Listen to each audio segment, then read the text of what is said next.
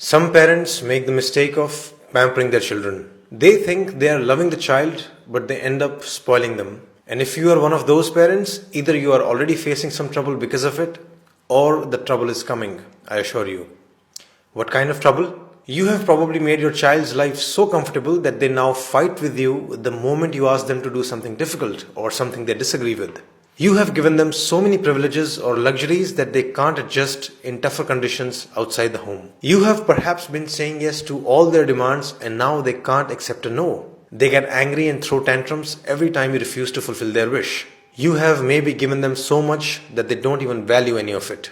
In short, they are spoiled. Why do parents do it? There could be many reasons. You want them to have the life you never had. You don't have time to spend with them and thus you just shower them with toys, gifts and luxuries. Or maybe this is how you actually show your love. You don't know any better way. Or possibly you think your child will hate you if you say no to them and you want your child to love you, at least more than they love your spouse. Whatever the reason you might have for pampering your child, my recommendation to you is very simple.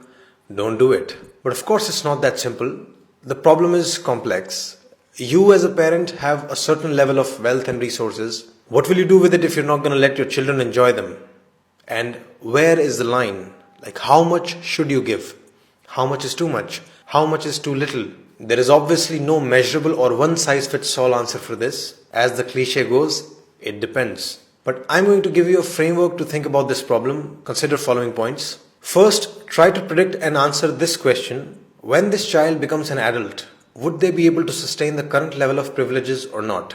The answer to this question will change every so often. Someday your child will seem very responsible and talented. Someday it will feel they are useless and incompetent. But you must keep those questions in mind. Will your child be able to afford the rent of the big house they are living in? Are they capable enough to buy the expensive branded clothes you buy them so casually? If not, how will the future look like? How long will you keep giving these privileges? Ultimately, you will have to cut them off. Ultimately, you will have to make them independent, right? So why not start a little earlier? Why not start today?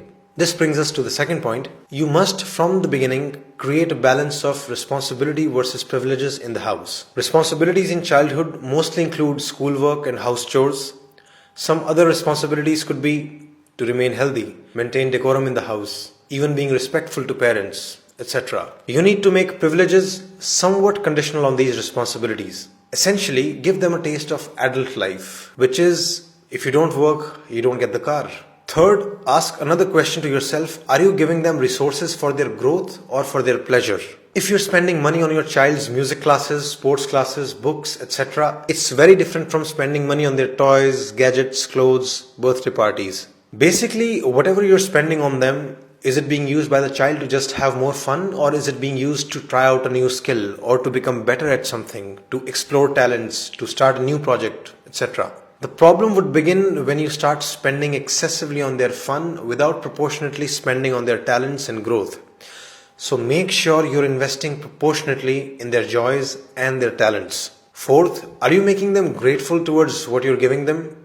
If you think, oh, I'll give them everything and then in future the children will love me. Bad news. It won't happen like that. They will most likely take everything for granted. More often than not, you'll just find them complaining about the things they didn't get. So it's your job to make them realize the value of what you're giving them. It's your job to make them thankful for it. It's your job to tell them that millions and billions of people probably don't have the same privileges. They must realize the value of everything you're giving them for free. Like, why spend so much money and time on them only to be hated later?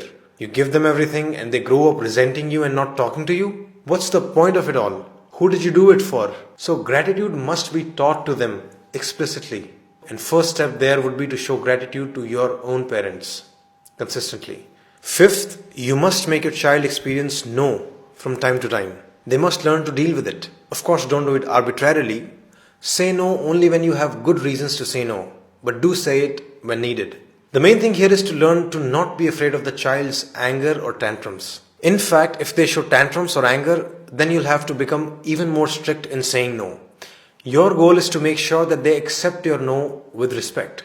And your objective is to teach them that their anger and tantrums will never turn a no into a yes. If you get scared and say yes to avoid fighting with them, you're only making them stronger. This is basic operant conditioning. By letting their anger win, you're reinforcing their bad behavior. In fact, if they show bad behavior, you need to not only stand your ground and stay firm, but you can even go on to cut additional privileges.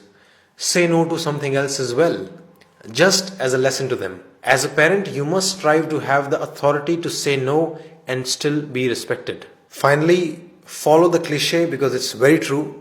Your time is the best gift. Children need your time, your love, your care. That's really the biggest gift.